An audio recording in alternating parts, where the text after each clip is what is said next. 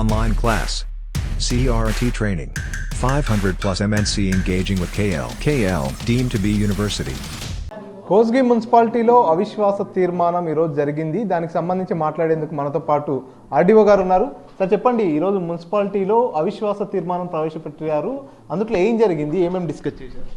కోస్గి మున్సిపాలిటీలో 11 మంది కౌన్సిలర్లు కలెక్టర్ గారికి శ్రీమతి శిరీష చైర్మన్ గారి మీద అవిశ్వాస తీర్మానం ప్రవేశపెట్టమని ఒక ఫామ్ 1లో పెట్టుకున్నారు. దానికి కలెక్టర్ గారు అందరికీ నోటీస్ సర్వ్ చేశారు. ఆ నోటీస్పై అవిశ్వాస తీర్మానం ప్రవేశపెట్టుటకు ఆర్డీఓని ప్రిసైడింగ్ ఆఫీసర్గా నియమించారు. కనుక ఈరోజు నేను 11:30 గంటలలోపు ఇక్కడ సమావేశం ఏర్పాటు చేశాము.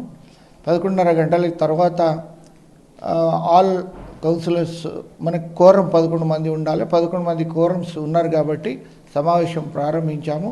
ఆ సమావేశంలో వివరంగా వాళ్ళకి ఎలా చేయాలి ఏమిటనేది వివరంగా చెప్పాము. దాని ప్రకారంగా వాళ్ళు అవిశ్వాస తీర్మానానికి చేతులెత్తి వాళ్ళు మద్దతు తెలిపారు. కనుక అవిశ్వాస తీర్మానానికి వాళ్ళు అనుకూలంగా 11 మంది కోరం మనకి చేతులెత్తి తెలియజేశారు. కాబట్టి ఈ తీర్మానాన్ని కలెక్టర్ గారికి పంపిస్తున్నాం. మొత్తం కోస్గి మున్సిపాలిటీలో ఎంతమంది కౌన్సిలర్లు ఉన్నారు? ఇప్పుడు కాంగ్రెస్ పార్టీకి ఎంతమంది మద్దతు తెలిపారు? బీఆర్ఎస్కి ఎంతమంది? మొత్తం 16 మందిలో 2 వాళ్ళు చనిపోయి ఉన్నారు. అయితే 14 మందికి 11 మందే హాజరయ్యారు. ఆ 11 మంది మొత్తం కాంగ్రెస్కి ఇప్పుడు అనుకూలంగా, అంటే మద్దతుగా తెలిపారు. కాంగ్రెస్ పార్టీ కాదు, మద్దతుగా తెలిపారు అవిశ్వాస తీర్మానానికి. ఇదంతా పూర్తిగా కక్షపూరితంగా జరుగుతుంది. దీనిపై నేను గతంలోనే కలెక్టర్కు కూడా ఫిర్యాదు చేశాను. కొంతమంది పార్టీ ఫిరాయించారు, వారిపై కూడా కేసు నమోదు చేయాలంటూ కూడా అధికారులకు చెప్పాను. అదంతా పక్కకెట్టేసి ఈ విషయాన్ని తెరపైకి తీసుకొచ్చారు. ఈ అవిశ్వాసం ఎట్టి పరిస్థితుల్లో చెల్లదంటూ ప్రస్తుత మున్సిపల్ చైర్మన్ శిరీష అంటున్నారు. మేమంతా లీగల్గానే వెళ్ళాము. ఏదైతే చట్ట ప్రకారం ఏం జరుగుతుందో యాక్ట్ ప్రకారమే వెళ్ళాము. ఏదైనా ఉంటే లీగల్గా అడిగితే మేము లీగల్గానే వెళ్తాము. ఎటువంటి ఉత్తర్వులు కానీ కోర్టు ఆర్డర్లు కానీ మన దగ్గరికి ఇంకా రాలేదు. వస్తే దాని మీద మేము కోర్టుని గౌరవిస్తాం.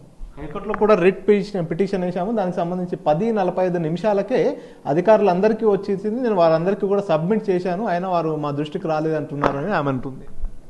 ఎటువంటి ఉత్తర్వులు కానీ ఆర్డర్లు కానీ మనకు రాలేదు. శిరీష గారు చైర్మన్ గారు కూడా 11:50 సమావేశ మందిరంలో వచ్చారు. కానీ ఎటువంటి ఆర్డర్లు ఉత్తర్వులు కానీ రాలేదు. ఆమె ఓరల్గా చెప్పారు. ఇటువంటి మనకి ఉత్తర్వులు ఏం లేదు. కాకపోతే మేము ఈ ప్రాసెస్లోనే ఉన్నాము. ఏదైనా వస్తే నెక్స్ట్ ఫర్దర్ ప్రాసెస్ లీగల్గా వెళ్తాం. సో ప్రస్తుతానికైతే అవిశ్వాసం నెగ్గినట్టేనా? అవిశ్వాసం నెగ్గినట్టే. మున్సిపల్ చైర్మన్ మారుతుంది. అది నెక్స్ట్ కలెక్టర్ గారు దాన్ని చూస్తారు. మేము ప్రపోజల్ పంపిస్తాం.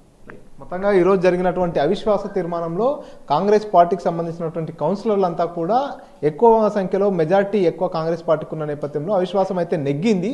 ఫర్దర్గా ఏమన్నా ఉంటే లీగల్గా వెళ్ళాలి. శిరీష ఆరోపణ చేస్తున్నటువంటి కోర్టుకు సంబంధించిన కేసు నోటీసులు కానీ ఎటువంటి మా వరకు అయితే రాలేదు. అటువంటివి ఏమైనా వచ్చినట్టయితే లీగల్గా ఎట్లా ఉంటే అట్లా లీగల్గా ప్రొసీడ్ అవుతామంటూ ఆర్డీఓ తెలియజేస్తున్నారు. మణికంఠ, RTV, కోస్గి నుంచి. మరిన్ని వీడియోస్ కోసం ఛానల్ ని సబ్స్క్రైబ్ చేయండి. లేటెస్ట్ అప్డేట్స్ కోసం వాట్సాప్ ఛానల్ ని ఫాలో చేయండి. అండ్ లింక్ డిస్క్రిప్షన్ లో ఉంది.